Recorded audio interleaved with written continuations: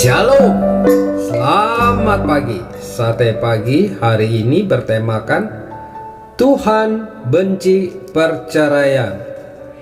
Firman Tuhan terambil dari Maleakhi pasal 2 ayat 14 sampai dengan 16 dan Kolose pasal 3 ayat 12 sampai dengan 15. Sebab aku membenci perceraian, firman Tuhan Allah Israel, juga orang yang menutupi pakaiannya dengan kekerasan, firman Tuhan semesta alam. Maka jagalah dirimu dan janganlah berkhianat. Pernikahan Kristen seharusnya tidak hanya dilandasi dengan cinta, tetapi juga harus dilandasi dengan Kristus. Tanpa Kristus, pernikahan tidak akan sanggup menghadapi kerikil-kerikil rintangan, gelombang, dan badai persoalan. Akhirnya pernikahan pun menjadi hancur.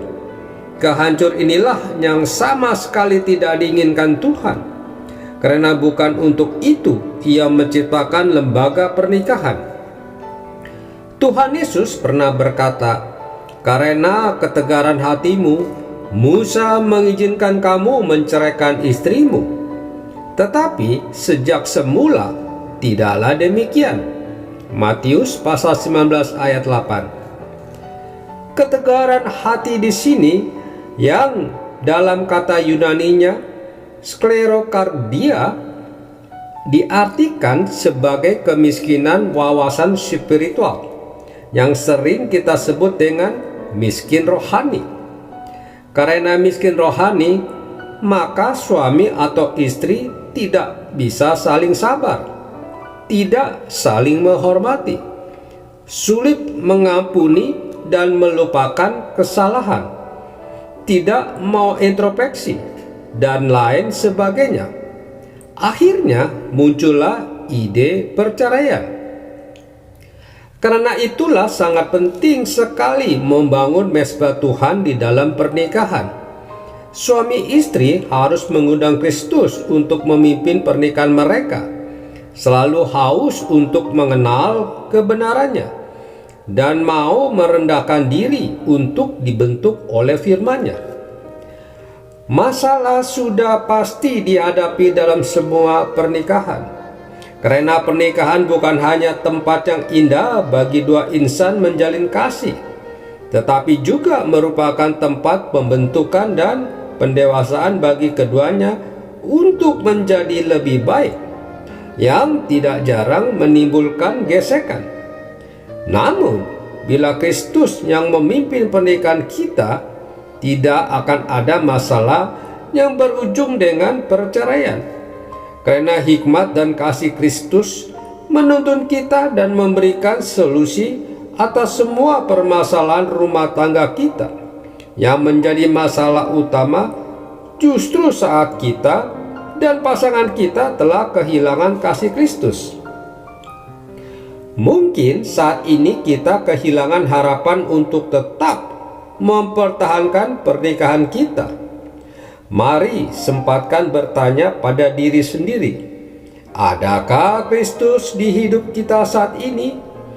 Sehingga langkah pertama yang seharusnya kita ambil bukanlah perceraian, tetapi berlutut dan berseru kepada Tuhan.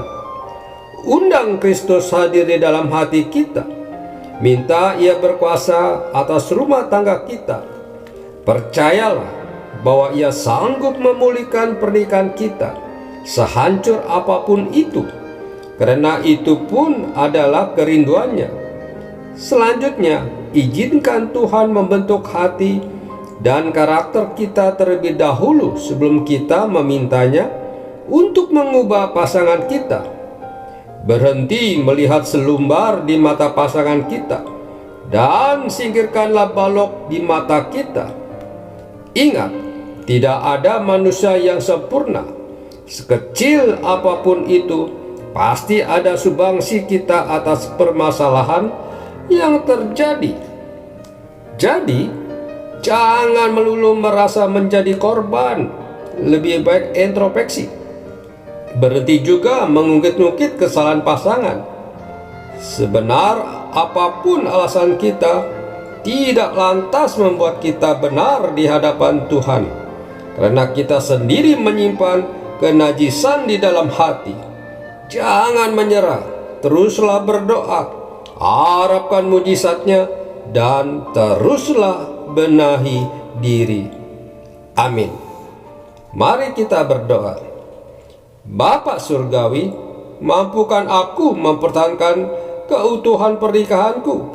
Tolonglah aku juga agar dapat merubah menjadi pribadi yang lebih baik.